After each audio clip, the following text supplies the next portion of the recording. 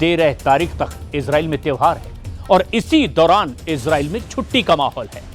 सवाल ऐसे में उठता है कि क्या ईरान 13 जून को शुरू हुए युद्ध का बदला 13 अक्टूबर को लेना चाहता है?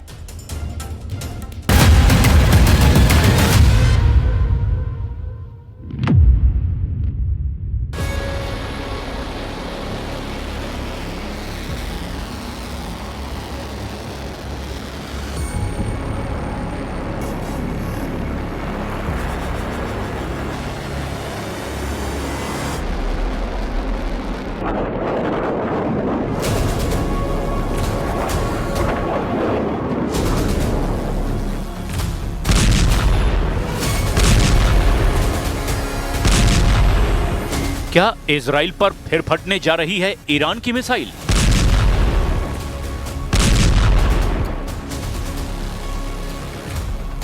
क्या तेल अवीव और हाइफा में फिर इसी तरह होगा हमला? क्या ईरान की मिसाइलों के आगे फिर ढह जाएगा इजराइल का डिफेंस सिस्टम? इजराइल पर ईरान के हमले को लेकर बड़ी चेतावनी जारी हुई है।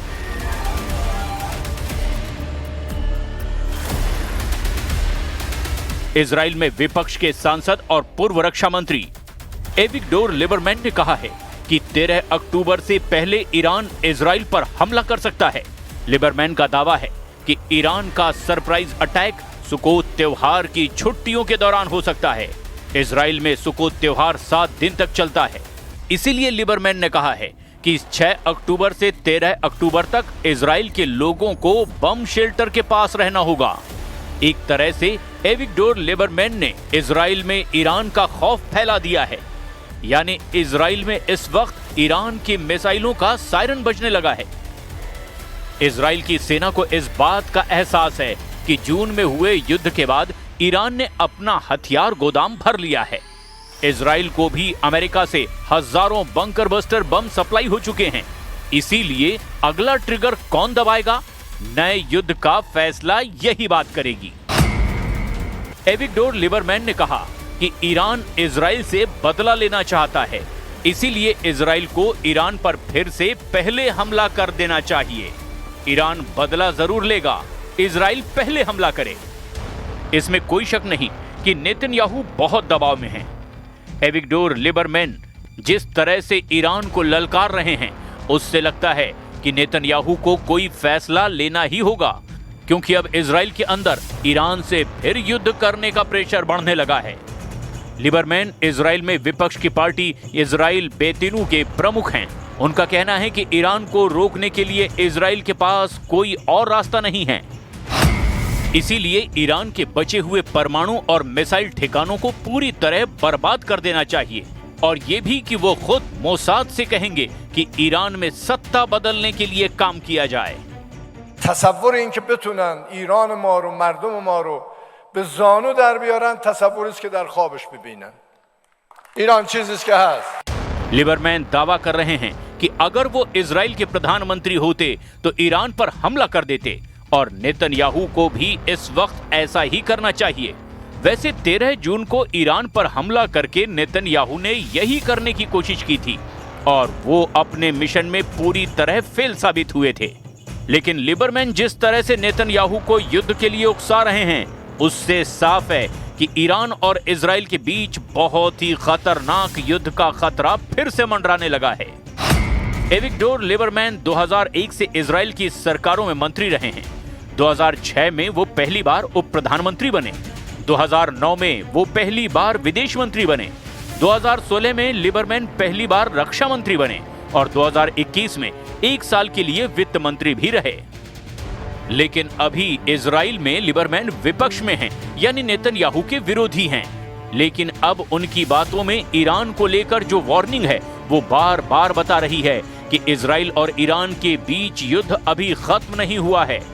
गाजा में जब आग बुझाने की कोशिश हो रही है, लगता है इजराइल अब ईरान में फिर आग लगा सकता है।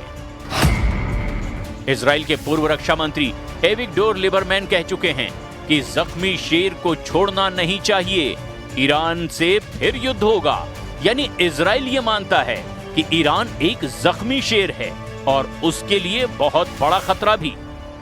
ऐसा इसीलिए भी क्योंकि 22 जून को ईरान के 3 परमाणु अड्डों पर अमेरिका और इजराइल की जो ज्वाइंट स्ट्राइक हुई वो पूरी तरह नाकाम साबित हुई। ये बात सबसे पहले रूस ने बताई थी और अब इजराइल भी मानता है कि 400 किलो संवर्धित यूरेनियम ईरान ने बचा लिया है और उसका दावा है कि इसी यूरेनियम से वो एटम बम बनाने की तैयारी कर सकता है। We must not allow Iran to rebuild its military nuclear capacities. Iran's stockpiles of enriched uranium, these stockpiles must be eliminated. And tomorrow, UN Security Council sanctions on Iran must be snapped back.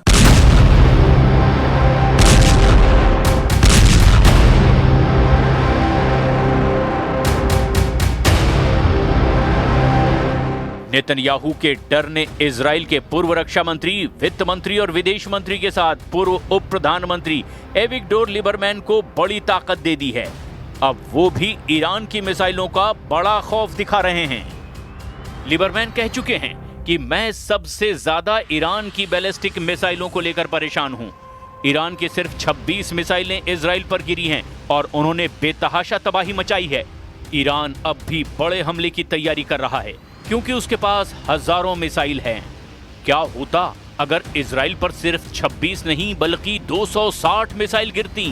कितनी तबाही होती।